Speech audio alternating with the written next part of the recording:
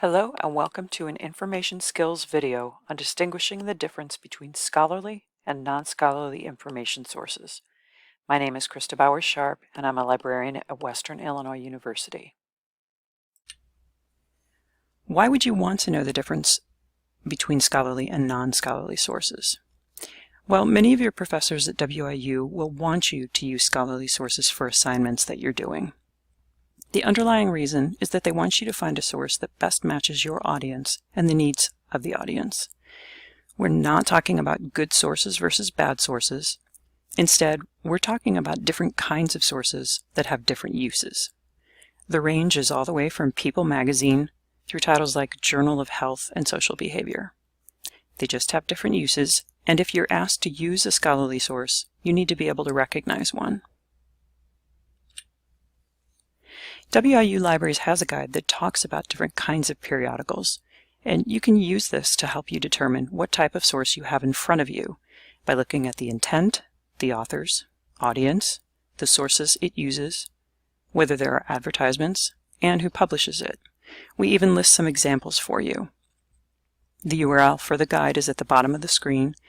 It can be of help, but what might be of more help to you would be to actually compare two examples. So we're going to look briefly at an article from American Fitness magazine and an article from the Journal of Palliative Medicine. Let me jump to the examples. This is the article from American Fitness magazine. It's entitled Hillary Rubin, Giving People a New Language. Let's just start by looking at the scope of the article. Let me scroll down the page, see how long it is.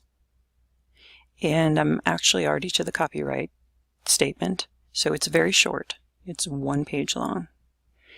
Here you can see Natalia Jaster's credentials. She has an MA in English and writes short stories and practices yoga, which is probably why she's writing about somebody who's a yoga instructor. As we look through the PDF, and I'm afraid this PDF is not terribly clear, but what I do not see that you would want to see are quotes to outside sources using citation styles. There are quotes from Hillary Rubin, so there are facts. This can be factual, even if it's not scholarly, but it's very brief. And despite being brief, it still has room to include a 1/4 of a page color photograph of Hillary Rubin. So this is our example number 1. Let's look at example number 2. Here's our article from the Journal of Palliative Medicine. I can see at the top of the page that the PDF says pages 1 through 5, so it is a little bit longer than source number 1. Here we have a long list of authors. Next we have an abstract, which is a summary at the top that tells us about the article so we can quickly determine whether or not we want to read the whole thing. At the bottom of the first page, we get author credentials. The footnotes tell us where the people work, and it's mainly at schools of nursing, hospitals, or colleges. Page number 2, we begin to get into the methodology for the article, how they set up their study, and here we have their interventions and procedure. We do have graphics in this article. But for this, for instance, is a black and white diagram, and it is clearly marked Figure 1. Here's another graphic, Table 1, and it is reporting mean scores, and so we are having statistics reported to us. This page contains a mention of statistical analysis, the results that were obtained, and begins a discussion of the findings. Page 4, you'll see, is mainly references, so they are citing outside sources.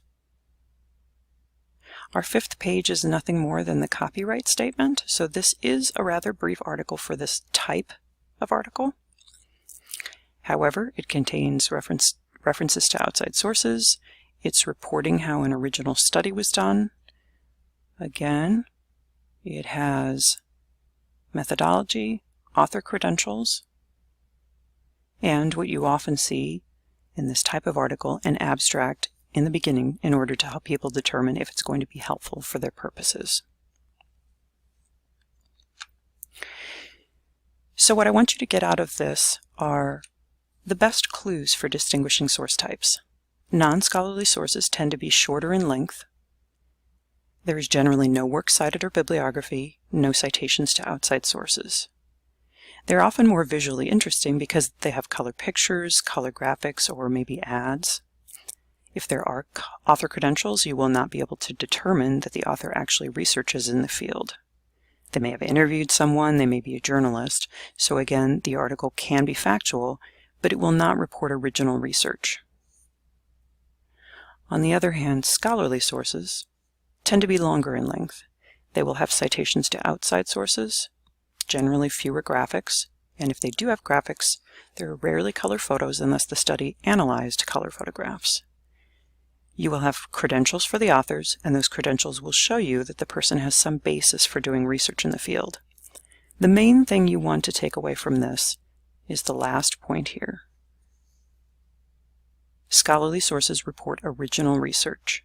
In most cases then, especially in the social sciences and sciences, the methodology is explained to you so that you could repeat the study and compare your results with theirs. You could engage in the scientific method. Thank you for watching this overview on identifying scholarly and non-scholarly information sources. You may contact me directly with questions or visit the URL here for info on reaching us at the reference desk in person, by phone, IM, text, or email. We will be happy to help you with your assignments.